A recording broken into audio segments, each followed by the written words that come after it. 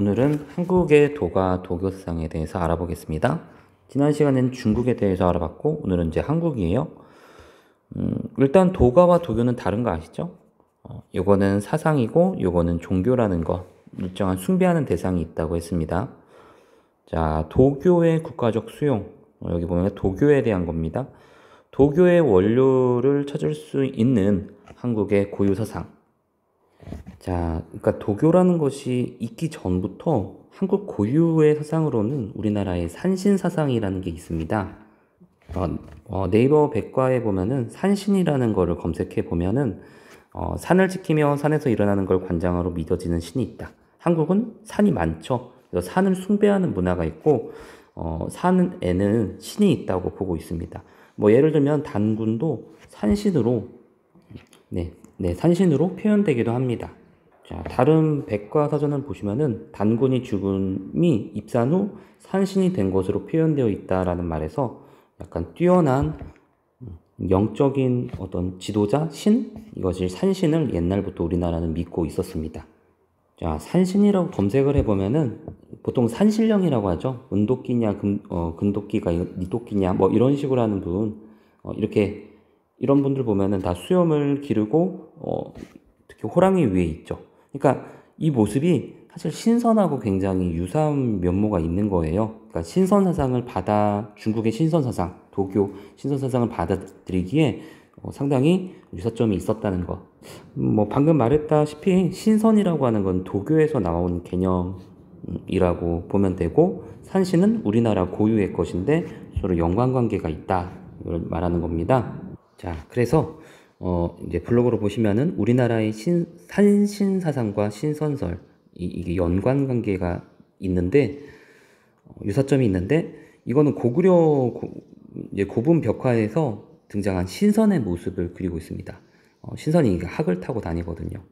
날아다니는 모습을 그리고 있다는 것. 그리고 최치원의 낙랑비서에 기록된 풍류도라는 거, 이분이 이제 최치원인데, 최치원이 말하는 낙랑비서 안에는 쭉 내용에서 이제 풍류도가 있는데, 우리나라 고유의 것이 있는데, 여기 안에는 여기 보시면은 인위적이지 않은 방식으로 처신하고 화려하게 드러내지 않은 가르침을 실천하는 것은 노자 사상의 가르침이다. 이게 도가 사상의 요소. 도가 사상이 들어왔으니까 도교도 들어왔겠죠.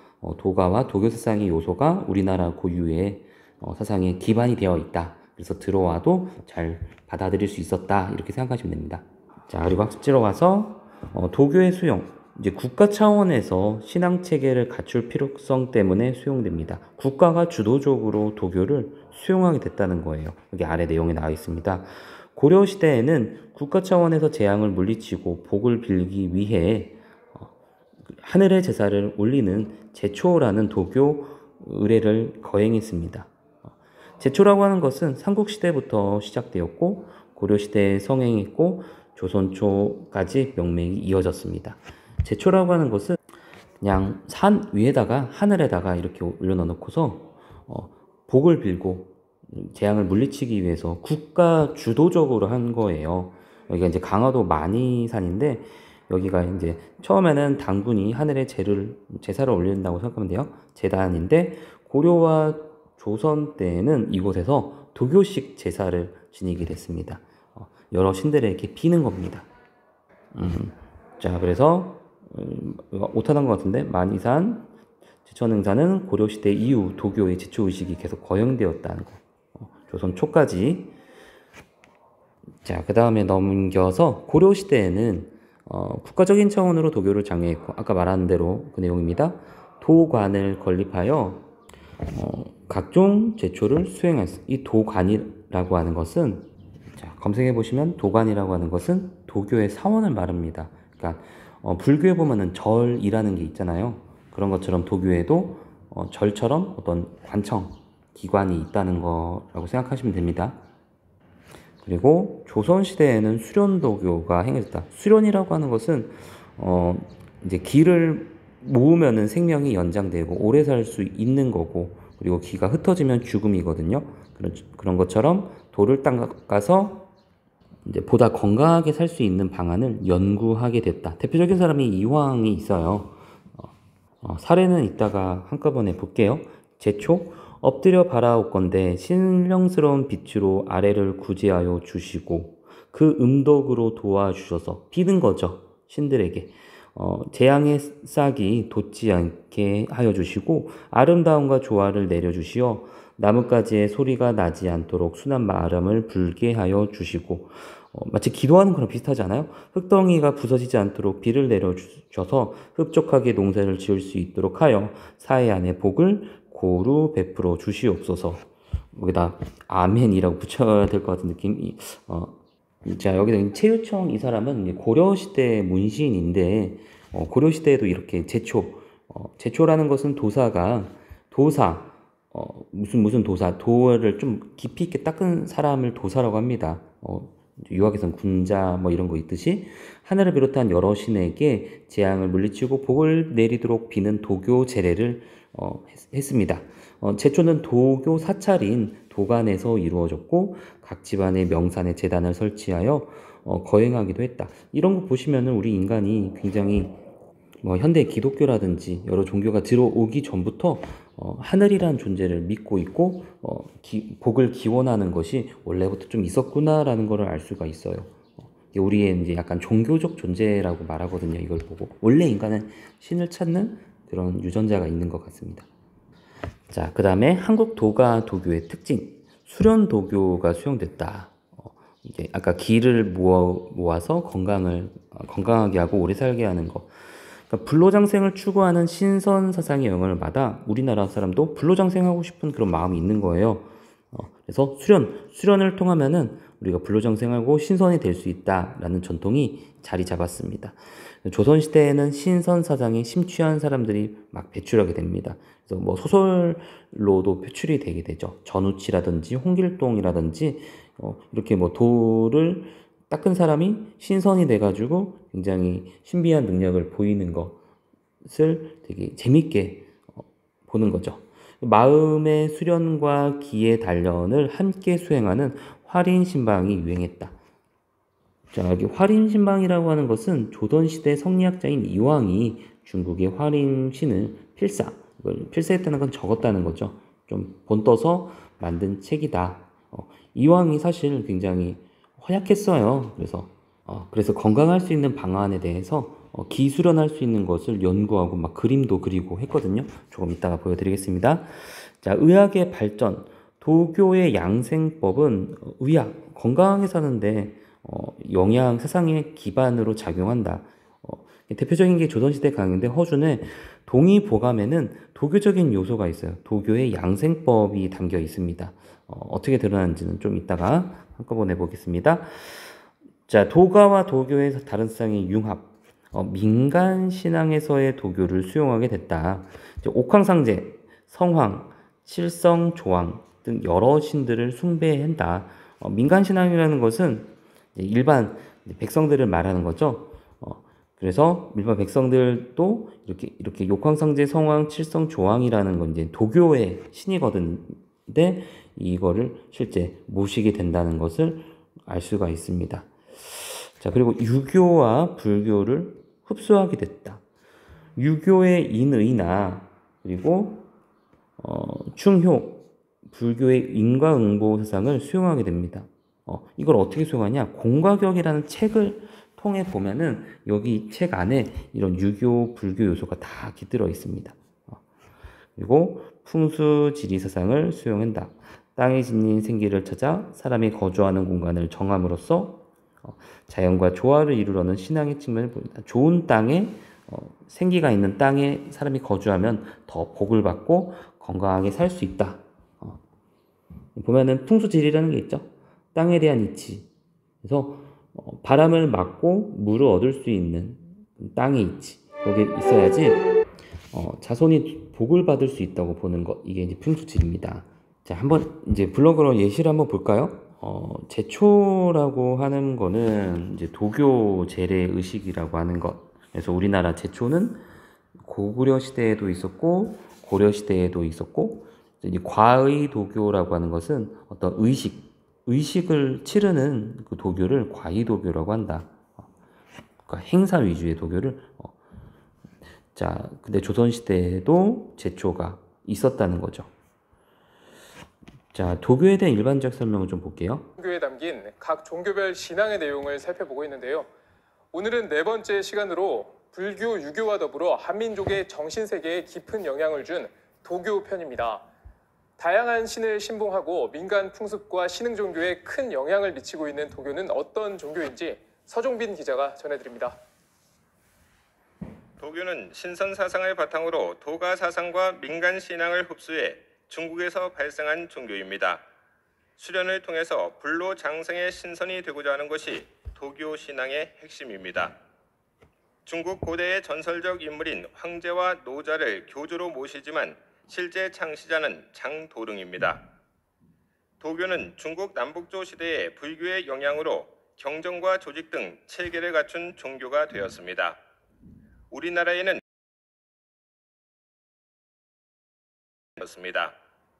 이후 의례와 의학, 문학, 예술, 풍수지리, 미래를 예언하는 도참설과 불로장생의 양생법 등으로 광범위하게 파급됐습니다. 그래서 도교는 제도와 교리를 갖춘 종교로 큰 역할을 하지는 않습니다. 그러나 여러 민간 풍습이나 신흥 종교 운동 등에 큰 영향을 미치고 있습니다. 도교는 그리스도교와 달리 옥황상제, 여러 성신, 용왕, 관제, 성왕신 등 다양한 신을 신봉합니다. 도교는 불로장생의 신선이 되기 위해서 다양한 수련법을 고안했습니다.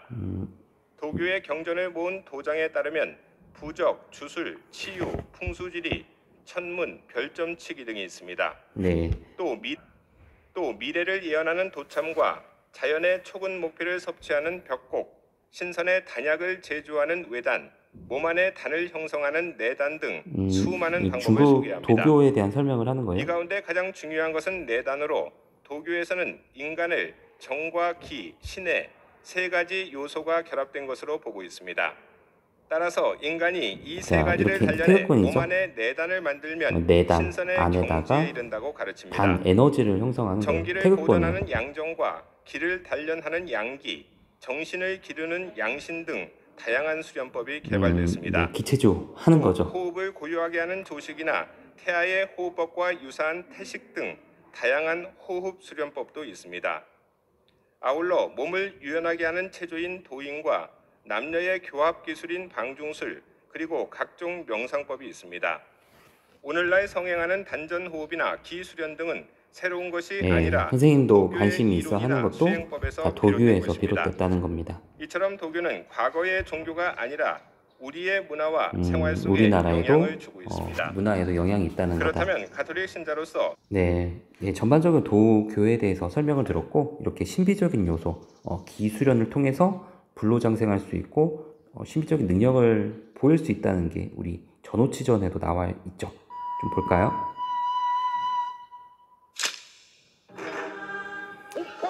이제 옥황상제라는 개념이 바로 도교에서의 최고의 신이에요. 구름 타고 오죠? 신선이 이렇게 구름 타고 오는 것. 하늘의 신들, 여러 신들이 있는데 최고의 신. 황금 1만 양을 함경도 기근 지역에 보냈느냐? 아, 예.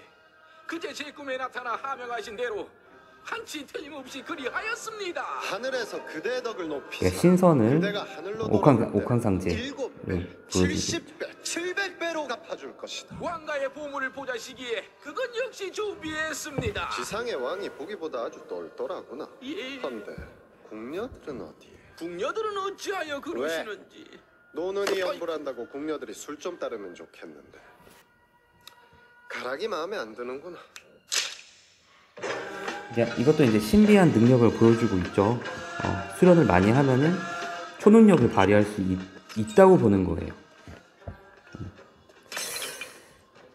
자, 내용을 뭐 다 보기에는 좀 그러니까 좀 띄엄띄엄 볼게요. 넌 하루에 어떤가?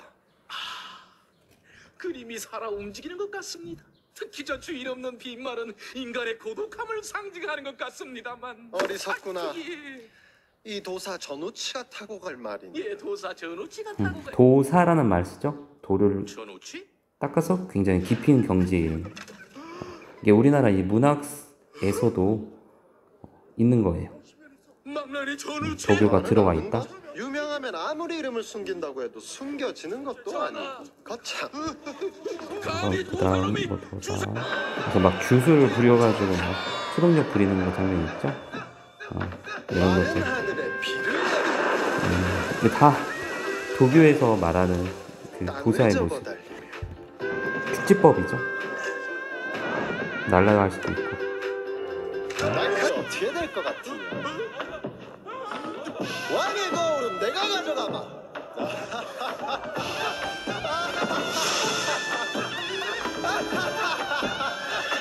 이제 그리는 모습도 다 도교의 이상적인 모습이죠. 산 있고. 자, 그렇게 해서 한국 도교의 특징, 아까 나온 거 그대로예요. 불로장생을 추구하는 신선 사상이 영향받아서 실제 이제 수련을 하는 도교가 발생하게 됩니다. 이황이 이 책을 지었어요. 화림신방. 이렇게 목 뒤에 하고 이거 예전에 했죠. 그때 이황 그 이기론 배울 때 이거 블로그에 있는 거예요. 그때 교생 선생님이 이거에 대해 설명을 했죠. 등 두들기고 굽히고 약간 기지개 피고 하는 그런 모습, 스트레칭 하는 모습이에요. 그래서 장수할 수 있게 됐다. 그래서 이렇게 그 계통의 양생법, 어떻게 하면 오래 살 수 있는지 책이 개발되게 되었다. 그래서 몰락한 선배들은 그때는 뭐 유교가 최고였지만은 산을 막 오가면서 시를 읽고 세속에서 초연한 모습을 하는 사람들도 등장합니다. 자, 그리고 이제 도교의 양생법이 이제 의학에 영향을 주는데 우리나라의 동의보감이 바로 기존의 중국 의학부터 조선 의학까지 총망라해가지고 이 책을 만들었는데 이게 2009년에 동의보감이 세계 기록유산으로 지정이 되었고 그리고 2015년에는 국보로 지정이 됩니다. 자, 인간의 머리는 하늘, 발은 땅.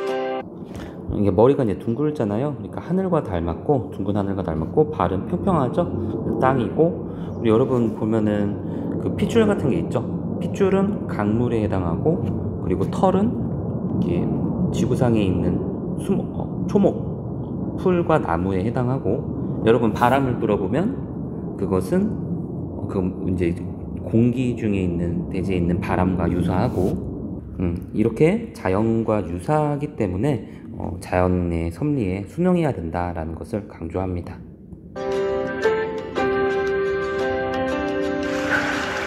그래서 몸과 마음을 다스리는 예방 중심의 의학 체계를 정립하는데 동의보감이 나와 있습니다. 네, 한번 시간 되실 때 이거 한번 역사전을 처음부터 한번 보시면 좋을 것 같아요. 자, 아까 말했다시피 이제 옥황상제는 여러분 많이 봤으니까 전우치에서 봤으니까 알 수 있고 성황, 칠성, 조황이 도교의 신이거든요. 민간에서 어떻게 이루어지나 먼저 칠성이라고 하는 것은 북두칠성을 줄임말이에요. 북두칠성은 신으로 여깁니다. 칠성에는 이렇게 7명의 신이 있습니다. 칠성이에요. 칠성신이라고 이렇게 표현합니다. 그래서 이분들에게 이게 정화수를 떠놓고 여기다 물 떠놓고 깨끗한 물 떠놓고 칠성신에게 기도를 하거든요. 비나이다 비나이다 하는 거 이런 민간 신앙에서 이런 게 이루어집니다. 뭐냐면은 수명 오랫동안 살게 해주세요. 소원 성취하고 자녀 잘 되게 해주세요. 이런 문화가 우리나라에서 있다는 거다. 성황이라는 신을 이렇게 모시는데 이제 이거를 서낭이라고 우리나라 말로 바뀌어서 똑같은 말이에요. 마을의 수호신으로 이렇게 모시고 있는 겁니다. 모신다는 것은 도교 입장에서 하는 말이에요. 선생님 모시지 않아요. 자, 여기 어떻게 성황이 어디에 있냐면은 이렇게 돌 무더기를 쌓으면은 여기랑 그리고 여기 선왕 나무 여기에 마을신이 있다고 믿고 있습니다. 자, 짧게 보겠습니다. 마을신앙의 중심. 예. 성황은 선왕당의 모신 신을 뜻하는 것으로 선왕당이에요. 성황당과 선왕당은 같은 의미를 지닌다. 지금은 산업화와 도시화로 많이 사라졌지만 마을어기나 산허리에서 신앙의 대상이 되는 돌무더기, 오래된 나무, 작은 당집, 그리고 나무와 당집이 같이 있는 형태 등으로 선앙당은 존재했다. 선앙당에는 오방색을 뜻하는 오색띠가 메어져 있거나 금줄이 쳐져 있는데 이러한 것은 복을 부르고 사악함을 쫓기 위해서이다. 사람들은 선앙당을 개인적 혹은 마을 공동체 신앙의 수호신 삼아 섬겼다. 선앙도 어떻게 보면 그 무형문화재라는 입장에서 보존되고 있는 차원인데요. 사실 선앙당이라는 것은 기본적으로 마을 공동체의 하나의 표상과도 같은 겁니다. 그래서 선앙제를 통해서 마을 사람들이 하나가 되기도 하고, 그리고 그 안에서 다음 세대에 대한 마을의 전통의 교육도 일어나고요. 굉장히 순기능적인 여러 부분이 있었죠. 네, 뭐 지금은 뭐 미신으로 치부돼 가지고 많이 없어지는 그런 상황입니다. 뭐 옛날 픽트를 얘기하자면 우리나라 사람들이 믿어왔던 거다. 그리고 여기 신과 함께라는 만화에 보면은 여기 조왕신이 있거든요. 3편에 보면 부엌을 지키는 신, 이게 도교신이에요. 뭐 다른 건 측신 있고 성주신 있고 한데 도교의 신이었다. 그리고 아까 이제 유교와 불교성을 흡수했다고 했잖아요. 이제 공과 격이라는 책에 그런 요소가 있어요. 유교나 불교 요소가 있습니다. 이 책에 보면 뭐냐면은 공이라고 하는 것은 일종의 상점이라고 생각하면 돼요. 그리고 이제 과는 벌점이라고 생각하면 됩니다. 근데 이 책에 효도를 말한다는 것은 유교적인 요소가 있는 거죠. 그리고 또 이제 동물을 죽이지 않은, 요거는 이제 불살생을 말하는 불교적인 요소가 나와 있는 거죠. 말을 상감, 뭐 이런 거는 유교와 불교를 잘 수용돼서 되어 있는 책이라는 걸 알 수 있습니다. 자, 그리고 풍소지리 사상이라고 하는 것은 땅이 지닌 생기를 찾아 이렇게 자연과 조화를 이루는 거. 이렇게 산이 있고 물이 있는데 여기가 명당이에요. 그래서 기운이, 땅에도 기운이 흐른다고 생각을 해서 기운이 잘 뭉쳐 있는 것, 그것에 집을 지으면 굉장히 잘 살 수 있다. 이게 바로 풍수지리 사상입니다. 여기 뒷부분을 안 했는데 뭐 이거는 간단하게 볼게요. 도가와 도교상이라는 게 뭐냐면은 진정한 행복은 세속적 가치가 아니라 마음에 있다. 내 마음에 달려 있다. 그리고 상대적인 것이며 그것에 얽매이지 말라. 몸과 마음을 수련해야지 진정한 행복한 삶을 살 수 있고 자유로운 삶을 살 수가 있다. 그리고 여러분 나중에 수행평가할 때 이 부분이 좀 활용하면 좋을 것 같아요. 그리고 환경오염과 생태계 파괴의 원인, 그것은 인간이 이제 자연을 우월적으로 보거나 이분법적으로 보고 있는 서양 중심적인 사고방식이거든요. 근데 그거를 도가와 도교를 통해서 해결할 수가 있다. 좋은 점이 있습니다. 네, 여기까지 하겠습니다. 수고하셨습니다.